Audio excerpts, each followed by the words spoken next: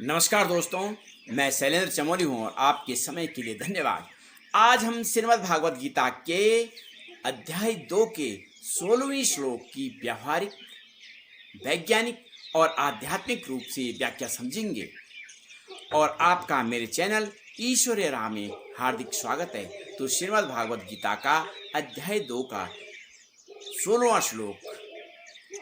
न शतो विदते भावो न भावो विद्यते शतः उभयोरपि दृष्टा अन्ता तु अन्यो तत्त्वदर्शिभिः। जो असत, जो है ही नहीं, उसका अस्तित्व कभी नहीं होता, और जो सत्य है मतलब जो सदा है उसका कभी अभाव नहीं होता। और यह सत्य तत्वदर्शी ज्ञानी पुरुषों द्वारा देखा गया है। और इस श्लोक की मूल भावना है कि भगवान श्री कृष्ण सत्य और असत्य का भेद स्पष्ट करते हैं। असत माने नाशवान, बदलने वाला शरीर, जैसे असत का मतलब है नाशवान, बदलने वाला जैसा शरीर, सुख दुख धन। सत्य जो न बदलने वाला, जो शाश्वत है, जो कभी न बदलने वाला है, अडोल जिसको हम कह सकते हैं, जैसे आत्मा। यह श्लोक हमें यह सिखाता है कि जो बदलने वाला है वो असत है और वही भ्रम है, और जो स्थिर है वह आत्मा और चेतना है, वही वास्तविक है। तो सत्य जो हमेशा रहता है वो सत्य है। सत्य को हम सत्य मतलब जो हमेशा रहता है, आत्मा, चेतना और ब्रह्म। असत्य जो नष्ट होता है, जैसे शरीर, वस्तुएं, रिश्ते, भावनाएं और विचार। उदाहरण है, बूढ़ा शरीर नष्ट होगा, यह असत्य है, लेकिन आत्मा न कभी जन्म लेती है न मरती है, यह सत्य है। अब हम इस श्लोक की व्यावहारिक रूप से व्याख्या समझते हैं। तो सबसे पहले हम विद्यार्थियों के लिए लेते हैं कि विद्यार्थियों का जीवन अक्सर असफलता, परीक्षा के दबाव, संतुलन और भविष्य की चिंता से घिरा होता है। इस श्लोक से हम यह समझ सकते हैं कि असफलता, डांट, नंबर, परीक्षा परिणाम, ये सब अस्थायी हैं, असत्य हैं। और जो सीख, धैर्य, आत्मविश्वास तुम में बना है वह स्थायी है, सत्य है। इसलिए परिणाम की चिंता न कर ज्ञान के प्रति समर्पित रहें। स्थायी परेशानियों को स्थायी न बनाओ। एग्जाम्पल से समझ सकते हैं कि आज फेल हो गए हो तो क्या, यह असफलता स्थायी नहीं है, पर अगर तुमने आत्मबल, अनुशासन और ज्ञान की आदत बना ली तो यह तुम्हारे स्थायी साथ देगा। तो समस्याएं और दुख क्षणिक हैं, ये असत्य हैं। मान लीजिए आपके रिश्ते टूट गए हैं, या परीक्षा में असफल हो गए हैं, या धन का नुकसान हो गया है, या इसमें कोई घटना स्थायी नहीं है। ये सब परिवर्तनशील हैं, असत्य हैं। तो इससे चिपकना या दुखी रहना उचित नहीं है। और धैर्य और विवेक ये हमारे सत्य हैं। जब आप संकट में होते हैं तो तब आपका मन किसी के प्रेम या सेवा में स्थिर रहता है, तो वो आत्मिक गुण है जो कभी नष्ट नहीं होता है, और इन्हीं को पकड़ने की आवश्यकता है। ये वास्तविक शक्ति है। और व्यवसाय और नौकरी पेशा वालों के लिए हम कह सकते हैं कि व्यापार में लाभ हानि, नौकरी में प्रमोशन या ट्रांसफर, ये सब अस्थायी हैं, असत्य हैं। लेकिन आपकी ईमानदारी, कार्यकुशलता, धैर्य और सेवा भावना, ये सब सत्य हैं। यदि आप हर उतार चढ़ाव में स्थिर रहते हैं तो दीर्घकालीन सफलता अवश्य प्राप्त होगी। ध्यान से समझते हैं, किसी कर्मचारी को प्रमोशन नहीं मिला तो वह निराश हो गया, और पर अगर वह निराश को अस्थायी मानकर अपने गुणों को बनाए रखे तो अंततः वह जीतेगा, उसका प्रमोशन होगा। और इसे हम जो है घर परिवार के लिए, जीवन में कभी विवाद, दुख या कष्ट आ जाते हैं, ये सब असत्य है, उनका कोई स्थायी अस्तित्व नहीं है। परिवार में के बीच प्रेम, समर्पण और संवेदनशीलता, धैर्य, त्याग, ये सब सत्य हैं। और एक स्थिर प्रेमपूर्ण दृष्टि से यदि आप परिवार के संघर्षों को देखें तो ये बहुत छोटे रखते हैं कि पति पत्नी के में झगड़ा हो गया। अगर ये सोचें कि यह मनमुटाव अस्थायी है और हमारे रिश्ते की आत्मा स्थायी है तो तुरंत ही समाधान निकल जाएगा। और अब है तत्वदर्शी हम किसे कह सकते हैं? तो जिनका ध्यान केवल भौतिक चीजों पर नहीं होता, जो ब्रह्म और आत्मा के स्वरूप को जान गए हैं, जैसे हमारे भगवान श्री कृष्ण विदुर हुए हैं, यज्ञवाल्क्य हुए हैं, बुद्ध हुए हैं, शंकराचार्य, रविंद्रनाथ टैगोर और विवेकानंद आदि। ये हमारी जो है इस श्लोक की जो है व्यावहारिक व्याख्या थी। और यदि आपको व्यावहारिक व्याख्या पसंद आ रही है तो इसमें आप कमेंट्स ज़रूर लिखिए कि इसमें क्या सुधार हो सकता है और या आपको कितना अच्छा लगा है। और अब हम फिर जो है श्रीमद् भागवत गीता के अध्याय 2 के श्लोक 16 को एक बार पुनः स्मरण करते हैं। तो न सतो विदते भावो न भावो विदते शतः उभयोरपि दृष्टो अन्ता तो अन्यो तत्वदर्शिभिः। तो इस श्लोक की वैज्ञानिक दृष्टि से विस्तृत व्याख्या हम करते हैं। यह श्लोक सत्य और असत्य के बीच के भेद को उजागर करता है। विज्ञान भी इस शाश्वत सत्य को अलग शब्दों में स्वीकारता है और विशेष रूप से ऊर्जा, पदार्थ और चेतना के संबंध में ये हम समझेंगे। ऊर्जा का स्थायित्व, law of conservation, energy can neither be created nor destroyed, it only change form.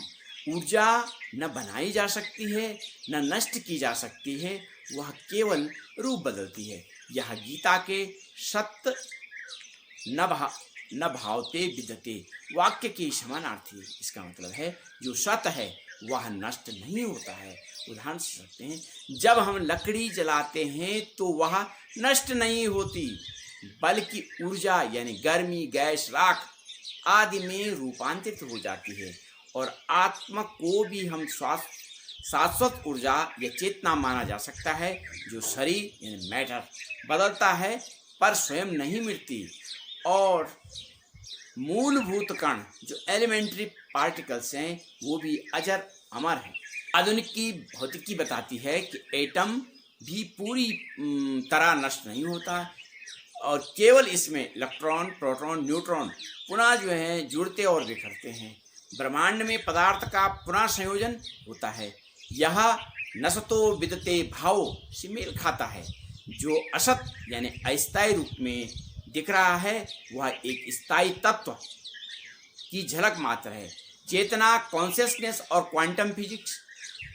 तो क्वांटम थ्योरी में चेतना को एक मूलभूत भूमिका दी जाती है और कुछ वैज्ञानिक इसको मानते हैं कि consciousness is not an agent property on the brain but a fundamental reality of the universe. यह गीता की बात से बिल्कुल अनुरूप है कि आत्मा या चेतना शाश्वत है। यह शरीर, दिमाग और स्थायी इसके उपकरण है। और थर्मोडायनेमिक्स का जो द्वितीय नियम है एंट्रोपी का सिद्धांत, एंट्रोपी माने उपद्रव बढ़ता ही है, यानी कोई भी चीज स्थायी नहीं है, विघटन होता ही है। हर संरचना धीरे धीरे नष्ट होती है, चाहे वो शरीर हो, तारे हो या गैलेक्सियां हो। मृत्यु के बाद चेतना कहाँ जाती है यह विज्ञान अभी तक निश्चित रूप से जो है नहीं बता पाया है। मृत्यु के बाद चेतना विलीन होती है या कहीं ट्रांसफर, परंतु कई न्यूरो वैज्ञानिक या भौतिकविद चेतना को केवल मस्तिष्क की उपज न मानकर एक जो स्वतंत्र तत्व मानते हैं। और यह गीता के कथन से मेल खाता है कि सत्य का अभाव नहीं हो सकता, वह सदा विद्यमान है। गीता और विज्ञान दोनों ही हमें सिखाते हैं कि हमें इस अस्थायी घटनाओं में फंसकर नहीं चाहिए बल्कि उस शाश्वत ऊर्जा या चेतना को पहचानना चाहिए जो सबके मूल में है। और यदि आपको वीडियो अच्छी लग रही है तो इसे लाइक, शेयर और सब्सक्राइब कीजिए। और मैंने इसकी जो है वैज्ञानिक व्याख्या की है और ये आपको कैसी लग रही है इसमें आप कमेंट्स ज़रूर लिखिए। और अब हम श्रीमद् भागवत गीता के अध्याय 2 के जो 16वां श्लोक है, बार पुनः स्मरण करते हैं।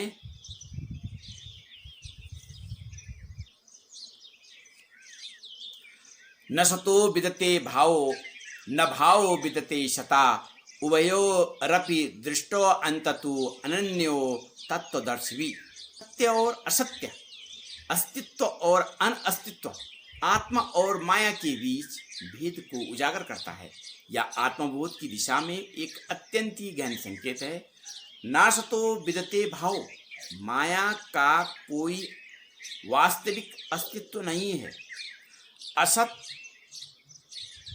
अर्थात जो स्थायी नहीं है, तो उसमें शरीर है, धन है, संबंध है, विचार, सुख दुख भय, ये सब मिथ्या हैं।